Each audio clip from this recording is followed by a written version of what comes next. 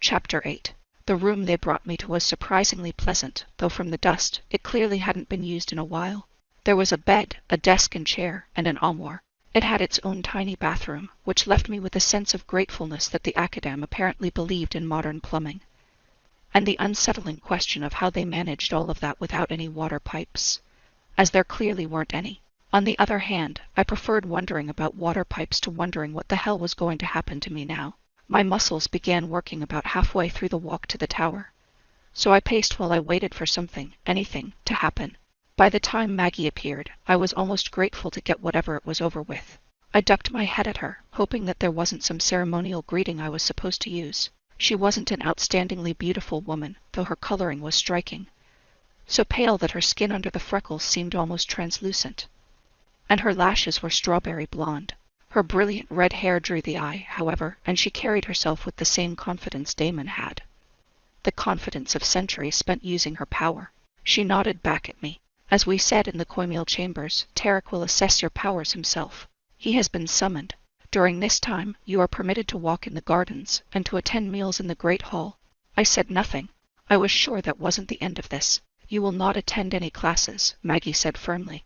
The library is forbidden to you, and you are not to speak to anyone about what happened during your assessment, or about the nature of your powers. In fact, it would be best if you refrained from discussing any personal matters. But I'm allowed to talk to people. The words came out surlier than I had intended. Her nostrils flared slightly. We safeguard our people, nothing more. I know some of what you have been told about this place. No, you don't, I interrupted. I don't even know what I've been told about this place. She paused. But we are not your jailers, she finished quietly. Her hand came up, as if to touch me, but she stopped herself. Go ahead, look. I lifted a shoulder. Damon couldn't see anything, but maybe you can. No. She folded her hands in front of her and took a deep breath. Tarek will oversee the unshrouding of your memory. It is not my place to do so. In the silence that followed, I looked out the window into the garden below. Classes must be in session, because the children were gone. The garden seemed less bright without them there. I could see a few adepts kneeling by certain plants. I wondered if they were coaxing them to grow, or studying their processes. Can I see Damon? My question surprised me, but as soon as I said it, I realized how alone I felt. 5 days ago, Damon had been a harbinger of death and destruction, the person I hated most in the world. Now he was the only person I knew, and he was likely to be the only person who would tell me what was coming. But the Coimil was not about to allow such things. Maggie shook her head. No, she told me flatly. Rest assured that he has spoken on your behalf. Her face looked as if she had smelled something unpleasant. He has other duties to attend to, however. Now that you are here, you are our concern, not his. Of course, Damon would be leaving again to go hunt down other sorcerers. The thought was unaccountably distressing, and I dropped onto my bed without a word, cradling my still stinging hand in my lap. Maggie left without another word, which was fine by me. I didn't have anything more to say to her beyond the questions she clearly wasn't going to answer. I had no intentions of staying cooped up in the room, however. I opened the door, wincing at the feel of the cool metal on poison-burned skin, and stared down the 2 guards. I'm going to the gardens, I announced. I swept down the stairs with as much dignity as I could muster in dirty clothes.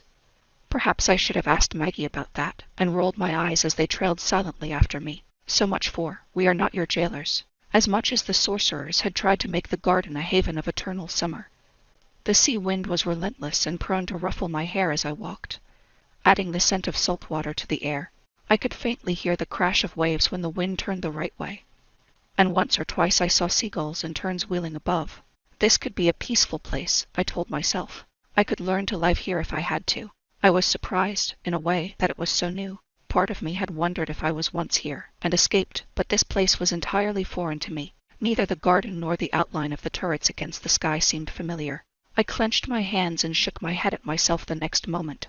This wasn't where I belonged. I knew it in my bones. They didn't want me here. That much was obvious, and wherever I had come from, I was evidently some sort of outlaw. I was old enough that I could have turned myself in if I wanted. Clearly I hadn't wanted.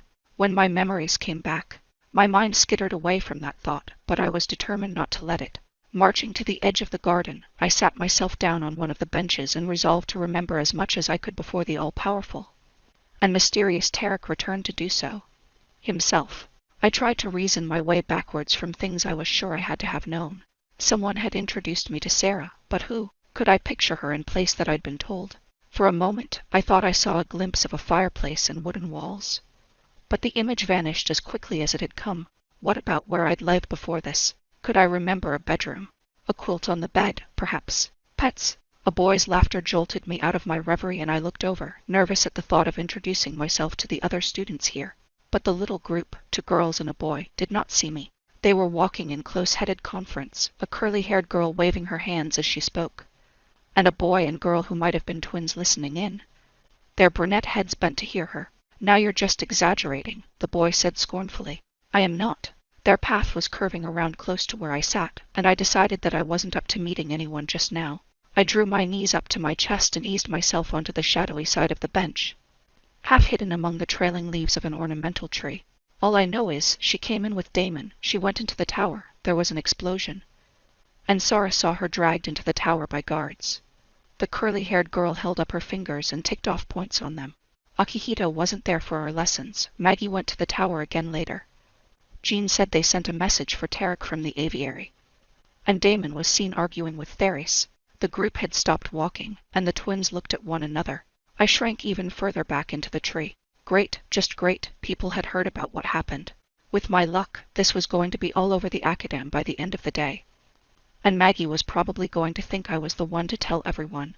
But an explosion could mean anything, the brunette girl said uncertainly. She stuffed her hands in her back pockets and frowned. "Sure, from a kid," the curly-haired girl argued. "She's right," the boy said. "And she was old enough to know about the academe. She's been on the run, clearly. I saw her come in," the brunette girl argued. She looked at the curly-haired girl. "I was there with you. She was talking with Damon. She didn't try to run away. He didn't have her in vines or anything." This appeared to throw a wrench into the others' assumptions. They frowned as they considered. "Maybe he saved her from the monarchists," the boy said suddenly. He was animated, bright-eyed with this new theory. "They had her captive. They used her as a slave." I bit my lip to keep from snapping out loud that slave-keeping was exactly the thing the monarchists accused the academe of. The last thing I wanted was for these people to see me. They would have taught her dangerous magic, the curly-haired girl agreed. "Or maybe she's a sleeper agent." "You two are ridiculous," the brunette girl said warily. "I'm going to go get some dinner. Are you coming?" "Wait." The curly-haired girl put out her hand. "There's more. More conspiracy theories." The brunette girl shook her head. "I'll pass. No, I heard this from Jean. She said she saw the message they sent to Tarek." The twins looked at one another. "We shouldn't know about that," the boy said uncomfortably. The curly-haired girl didn't waver. She said it was calling him back to assess this woman's skills and deal with her if she was too dangerous. The twins looked at one another. "You know what that means," the curly-haired girl said. "Don't you? You remember the last time they brought someone in and no one ever saw him again, right? They called Tarek back for that one, too." My chest seemed to cave in. I couldn't catch my breath. Someone else with talents like mine, someone never seen again after a meeting with Tarek.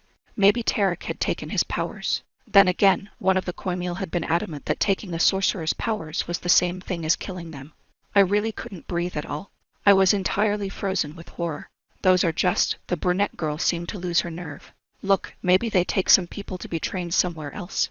If they're dangerous." The curly-haired girl just stared at her. "Look." The brunette girl looked almost panicked. "What can we even do about it? If that's what they do, if you're right," she looked at her brother, as if hoping he would step in.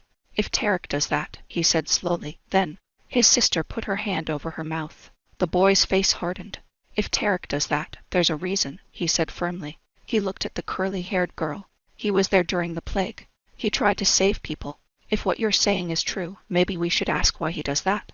Maybe there's a good reason. Akihito told us that some sorcerers get burned alive by their own powers. And some of them are evil." The curly-haired girl looked uncertain now. "Come on." He nodded toward the main bulk of the castle. "Let's go get food." But the curly-haired girl hunched her shoulders and shook her head. "You go. I have to think." She turned and left, walking quickly with her head down, and the twins headed for the wide stairs that led to the castle. Left alone once more, I huddled on the bench and tried not to start screaming. They hadn't just rejected the idea outright. They'd acknowledged that Tarek might simply execute me for what I had done. For what I was. I had better hope that it was possible to take my powers, because I was increasingly sure that that was the only thing that would save me. I stood up and dusted off my pants, nodding resolutely. I just had to figure out how to take away my powers, myself. It was going to involve sneaking into the library, of course. Where else would I find out how to do it? But if there was really the possibility of my execution, I didn't have much to lose. Tonight, I decided, I would do it tonight.